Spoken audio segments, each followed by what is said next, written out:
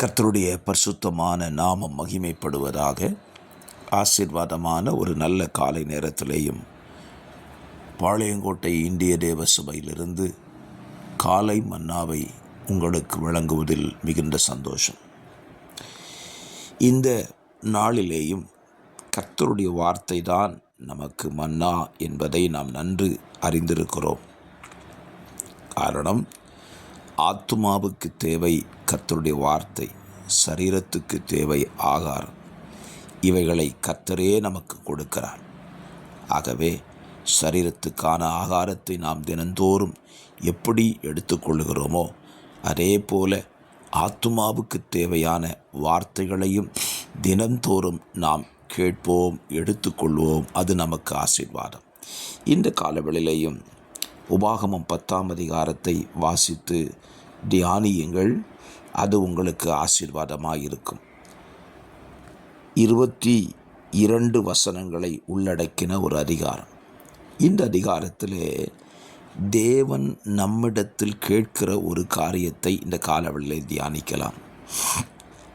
அதனுடைய 12-13 வசனங்கள். இப்பொழுதும் இஸ்ரவேலே, நீ உன் தேவனாகிய கர்த்தருக்கு பயந்து அவர் வழிகளெல்லாம் நடந்து அவரிடத்தில் அன்பு கூர்ந்து உன் முழு இருதயத்தோடும் உன் முழு ஆத்துமாவோடும் உன் தேவனாகிய கர்த்தரை சேவித்து நான் இன்று உனக்கு கற்பிக்கிற கர்த்தருடைய கற்பனைகளையும் அவருடைய கட்டளைகளையும் உனக்கு நன்மை உண்டாக கை கொள்ள வேண்டும் என்பதையே அல்லாமல் வேறே எதை உன் தேவனாகிய கர்த்தர் உன்னிடத்தில் கேட்கிறார்.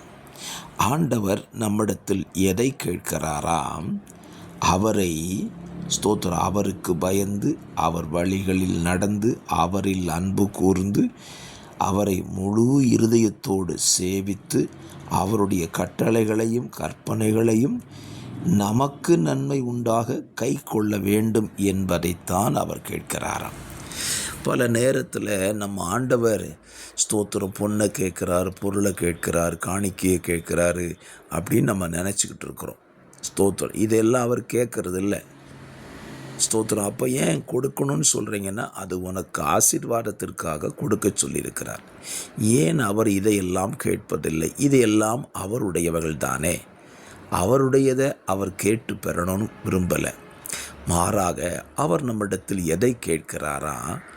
அவருக்கு பயப்படணும், அவர் வழிகளில் நடக்கணும், அவரை சேவிக்கணும், அவரிடத்தில் அன்பு கூறணும், அவருடைய கற்பனைகளை கட்டளைகளை கை கொள்ளணும்.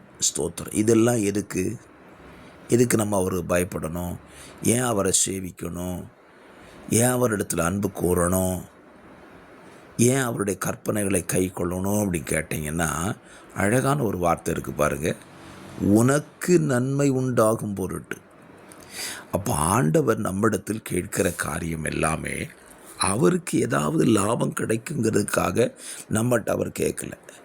நமக்கு நன்மை உண்டாகும் பொருட்டு தான் அவர் இதையெல்லாம் நம்மிடத்தில் கேட்கிறார். ஆகவே என்னை கேட்கிற அருமையான கர்த்தருடைய பிள்ளைகளே, உங்களுக்கு நன்மை வரணுமா? ஆசீர்வாதம் வரணுமா?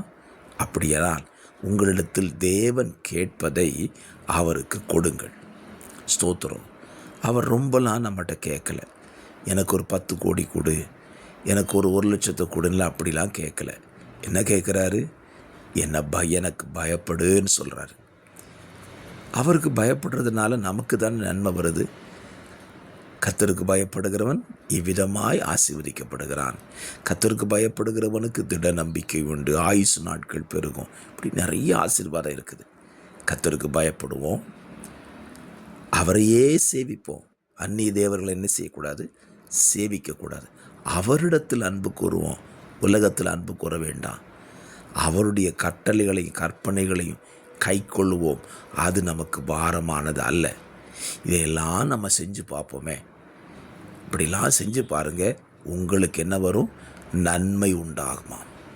ஆமென். செய்து பாருங்கள், நிச்சயமாய் நன்மையை பெற்றுக்கொள்வீர்கள். பரிசுத்த பிதாவே, இந்த வார்த்தையின்படி கர்த்தருடைய பிள்ளைகளாகிய நாங்கள் நீங்கள் கேட்கிறதையெல்லாம் செய்து உம்மிடத்திலிருந்து எங்களுக்கு நன்மையை பெற்றுக்கொள்ள உதவி செய்யும். இயேசுவின் நாமத்தில் பிதாவே, ஆமென்.